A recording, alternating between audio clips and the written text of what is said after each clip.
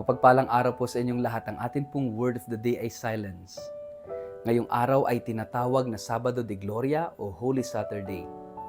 Ngunit kung ating susuriin, ito ay tila isang araw na walang pangyayari. Tahimik ang mga simbahan, walang misa, walang seremonya, wala si Jesus sa gitna ng kanyang mga alagad. Tila ba ang buong daigdig ay tumigil sa katahimikan ng kamatayan? At sa araw na ito, ang isang salita na nagsasalamin sa buong diwa ng Holy Saturday ay ito, silence, katahimikan. Hindi ito simpleng katahimikan na bunga ng pagod o tulog. Ito ay malalim, mapagnilay, at makahulugang katahimikan. Ito ang katahimikan ng libingan. Ito yung katahimikan ng mga pusong nagluluksa. Ito ang katahimikan ng mga tanong na tila walang kasagutan. Ito ang katahimikan ng pananampalatayang sinusubok. Pagkatapos ng krus, pagkatapos ng mga sigaw na ipako siya sa krus at naganap na, heto tayo ngayon, tahimik. Wala na si Jesus sa gitna natin. Ibinaba na siya mula sa krus, inilagak sa libingan, at ngayon, naghihintay tayo.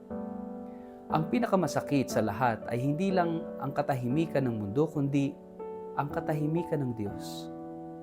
Para bang hindi siya nagsasalita, hindi siya kumikilos, parang wala siya. Ngunit mga kapatid, sa katahimikan ng Sabado Santo o Sabado de Gloria, nagsasalita ang Diyos sa ibang paraan. Sa katahimikan, tinuturuan niya tayong magtiwala. Tinuturuan niya tayong maghintay. Tinuturuan niya tayong magdasal kahit walang sagot.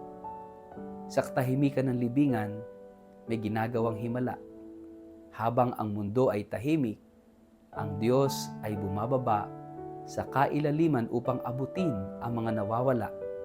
Sa kanyang pagiging tila tahimik, inililigtas niya ang kaluluwa ng sangkatauhan. Tulad ng mga alagad, tayo rin ay dumarating sa mga sandaling parang Sabado Santo ang ating buhay. Mga sandali ng katahimikan ng Diyos, ng kawalan ng kasagutan, ng pakiramdam na iniwan tayo. Marahil, sa mga sandaling tayo'y nawalan ng mahal sa buhay, nawalan ng trabaho, nasaktan, naloko, nagkasakit, o nawalan ng pag-asa. Para bang wala tayong marinig mula sa langit. Taimtim tayong nagdarasal, pero tila walang sagot. Tumatawag tayo, pero walang tugon. Ngunit tandaan natin, ang Diyos ay hindi nawawala sa katahimikan. Ang kanyang katahimikan ay hindi kawalan, kundi paanyaya. Paanyaya sa mas malalim na pananampalataya. Paanyaya sa pananatili sa kanyang piling kahit hindi natin siya nararamdaman. Paanyaya sa paghintay sa kanyang muling pagkilos. Ang Sabado Santo ay hindi katapusan. Hindi ito araw ng pagkatalo. Ito ay katahimikang puno ng pag-asa. Ang katawan ni Jesus ay nasa libingan, oo, pero ang espiritu niya ay gumagawa ng daan para sa tagumpay ng linggo ng pagkabuhay. Kaya't ang katahimikan ay hindi kawalang kilos, kundi paghahanda. Paghahanda sa bagong umaga. Paghahanda sa muling pagkabuhay. Paghahanda sa tagumpay ng liwanag laban sa dilim. At kung paanong hinintay ng simbahan ang pagsikat ng bagong liwanag, hinihintay rin natin ang pagsikat ng pag-asa sa ating sariling buhay. Ngayong Sabado Santo, hayaan nating ang katahimikan ay magsalita. Tahimik ang simbahan, oo, pero ang ating puso ay puno ng panalangin. Tahimik ang mundo, oo, pero ang Diyos ay patuloy na kumikilos. Tahimik ang langit, oo, pero sa likod nito, may liwanag na unti-unting sumusulpot. Tulad ng binhi na itinanim sa lupa, ang katawan ni Jesus ay inilagak sa libingan. Tahimik pero buhay. Tahimik pero umaasa. Tahimik pero malapit nang sumabog sa bagong pag-asa. Mga kapatid, ang katahimikan ng Sabado Santo ay paanyaya sa atin na manahimik kasama si Maria, kasama ng mga alagad, at kasama ni Jesus sa libingan.